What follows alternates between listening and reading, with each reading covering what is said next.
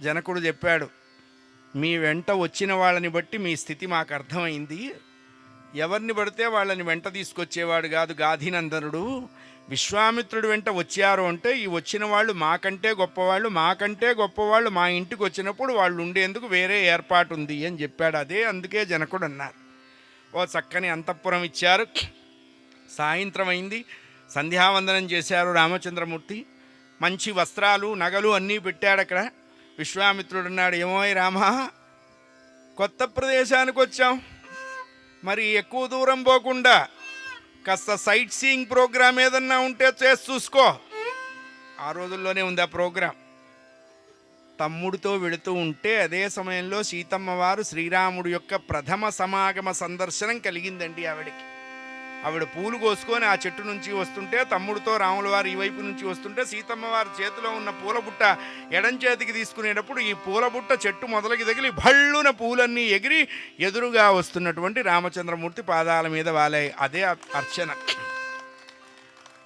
అప్పటికీ సీతమ్మ వారు రాముణ్ణి చూడలే. అయ్యో పూలన్నీ పడిపోయినాయని గబగబ పూలన్నీ ఏరుతుంటే ఆ 2 పూల వెనక ఒక జత పాదాలు కనపడ్డాయిట. అరే, అలా చూస్తూ తలపైకెత్తింది ఆవిడ. ఇక్కడ విశేషం ఏమిటి అన్నారు, జీవుడు భగవంతుడిని చూడాలి అంటే తల ఎత్తాలి, భగవంతుడు జీవుణ్ణి చూడాలి అంటే తల దించాలి. ఇక్కడ అదే జరిగింది. సీతమ్మ చిచ్చక్తి, రామచంద్రమూర్తి పురుషోత్తముడు. వీళ్ళ ఇద్దరూ ఒక ప్రదేశంలో వాళ్ళ చూపు కలిసింది. అమ్మవారికి సిగ్గొచ్చింది. అయ్యో, ఈ పిల్లవాడు ఏమిటి ఇట్లా చూస్తున్నా అనుకుంటాడా, అమ్మో వద్దు అంటూ లేడి పిల్లలాగా ఎగిరిపోయిందిటండి. ఆ దృశ్యాన్ని మనస్సులో నింపుకొని ఈయనకు అర్థం కాల, ఈ పిల్లేమిటి, ఈ పూలు కాళ్ళ మీద పడేయటం ఏమిటి, నేను అమ్మాయిని చూడటం ఏమిటి, అమ్మాయి నన్ను చూడటం ఏంటి, అర్థం కాల. కొత్త ప్రదేశంగా. వెనకాల వస్తున్నాడు. ఒరే లక్ష్మణ, లక్ష్మణ, ఏమన్నయ్యా? కురకారు మెరగులాగున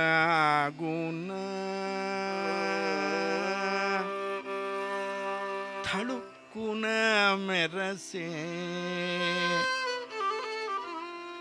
ఓ మెరుపు మెరిసిందిరా లక్ష్మణ, నువ్వు చూసావా అన్నట్టు.